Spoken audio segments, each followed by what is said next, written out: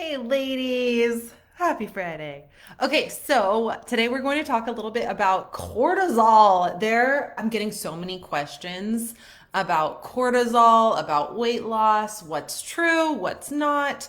And there's a lot of stuff on the internet and Facebook and TikTok everywhere about cortisol. So we are going to talk a little bit about it, what to know, what to pay attention to.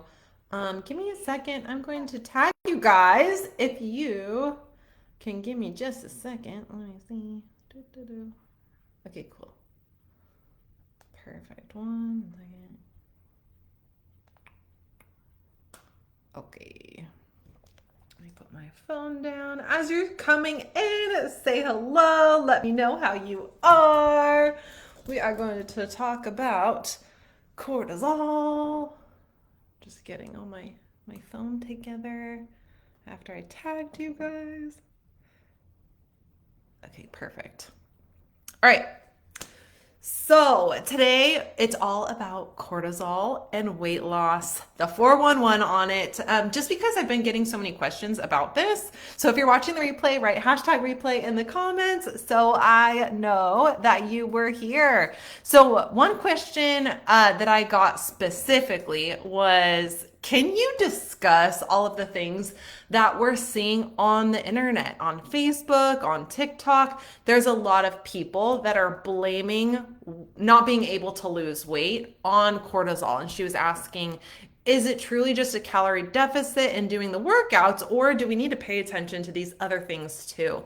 And we're going to talk in detail about this and like what to look at, what to do, what to pay attention to. But cortisol can prevent a woman from losing weight. It's not always just as simple as being in a calorie deficit. Sure, yes, of course, 100% of the time, a calorie deficit is needed, but sometimes it's not always that simple. And especially, I hear this all the time.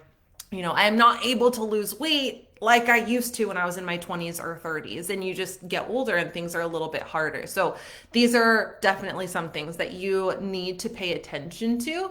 And you might feel like your hormones are holding you back from losing weight. And usually what's happening is lifestyle habits is what is keeping you from losing the weight and kind of messing with your hormones. Okay.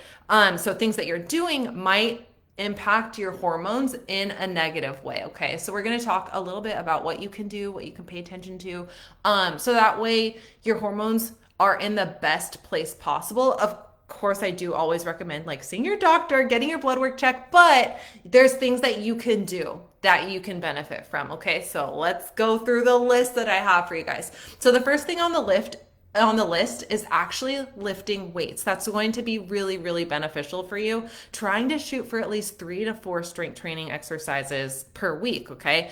It doesn't have to be crazy. You don't have to do like 60-minute workouts 5 times a week, but if you can shoot for 3 to 4 workouts of strength training every week, it's going to really benefit you. And so strength training, what it does, and don't let this scare you, it's not scary, but what it does, it does increase your cortisol short term, okay? And the reason why is because as you're strength training, your body, like the stress levels increase. So it's totally okay, but it does increase. And so what happens is it lowers over time by improving your body's stress tolerance.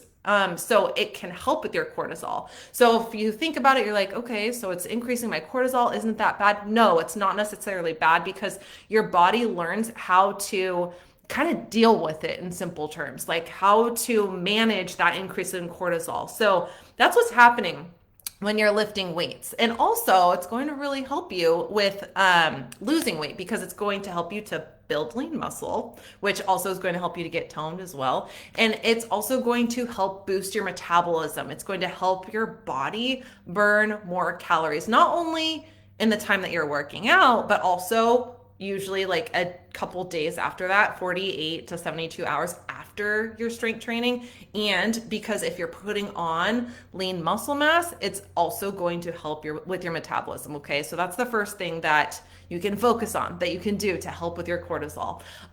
Number two is going to be really to prioritize sleep, ladies. Sleep is going to be so, so important. And if you are not getting enough sleep, it's very likely that your cortisol can raise. Okay, so really prioritizing sleep is going to help, and it's also going to help regulate your hormones, ghrelin and leptin, which those two, when they're off, you can get way more snacky. For me, especially on days that I don't sleep very well, I notice I can pick at food like way more often on a day that I have just like really bad sleep. So next time you have sleep where you really bad sleep, just pay attention to how you feel the next day. And you might feel the same. Like you might be like just kind of just like wanting to eat more food, pick more snacks and things like that. It really messes with your ghrelin and leptin, which is hormones that control your hunger. Okay. So sleep is going to be really, really important, and it will help reduce cravings and make you more consistent with food and pick really just like better choices overall. So that's going to be number two to pay attention to for having good hormones and keeping your cortisol in check. Okay. Number three is going to be to try to walk daily. It's going to be really, really helpful for you, especially if it's outdoors. So gentle movement, it's known to lower stress and lower the baseline of cortisol. And especially if you're able to do it like outside in nature, like get fresh air, get some sunshine.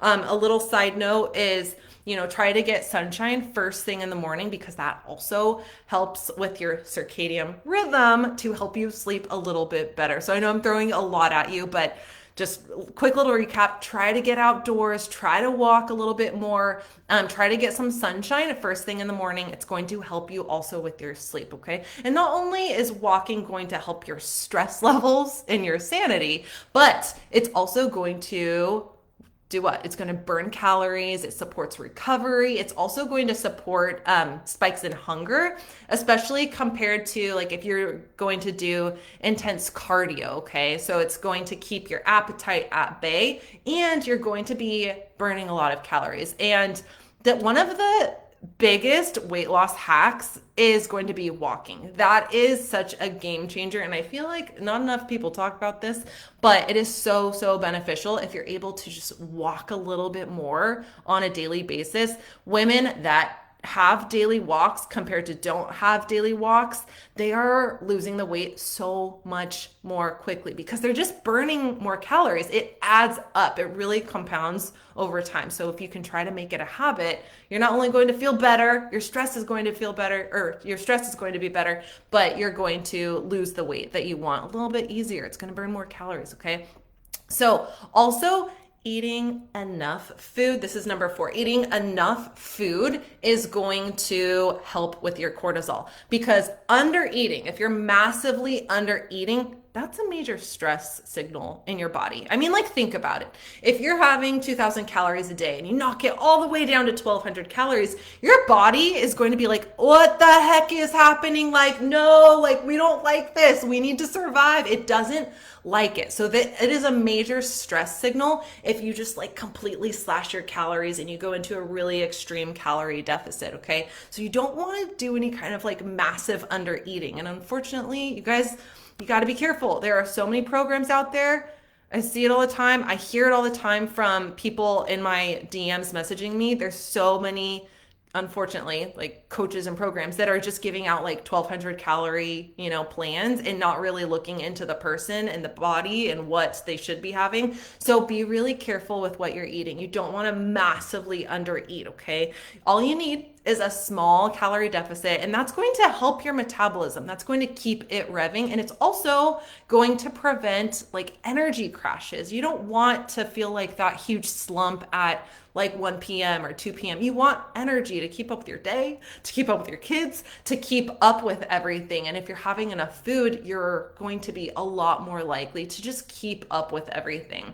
And think about it, right? If you're super hungry, you're way more likely to also overeat, to binge. Think like usually whenever I go out to eat at a restaurant and I'm sitting there and I'm so hungry, I'm like, oh my gosh, I can't wait to get the food. If they bring like bread to the table first, I'm eating that bread. I'm eating tons of it. Where, compared to like if I were to have maybe like a high protein snack before dinner, I would eat a lot less. So you're just way more likely to overeat, to binge if you're massively under eating. And then if you're eating enough food, you're less likely to kind of be stuck on that hamster wheel, just like always feeling like you're dieting, never seeing progress. Okay. So you want to be in a small calorie deficit because it's good for your body overall, completely.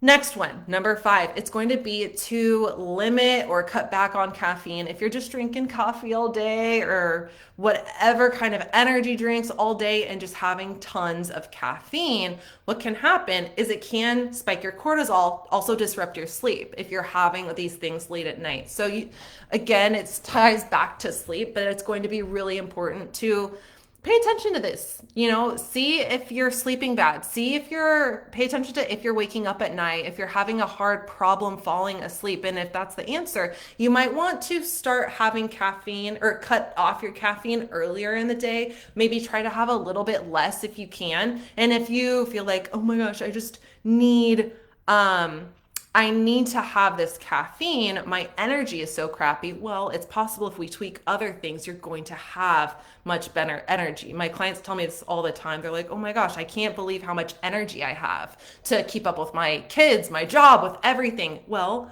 it's not necessarily the caffeine that was helping that person. It's, eating better. It's starting to exercise. It's all the other things that's going to give you that extra energy. Okay. So pay attention to your caffeine because that is a big one.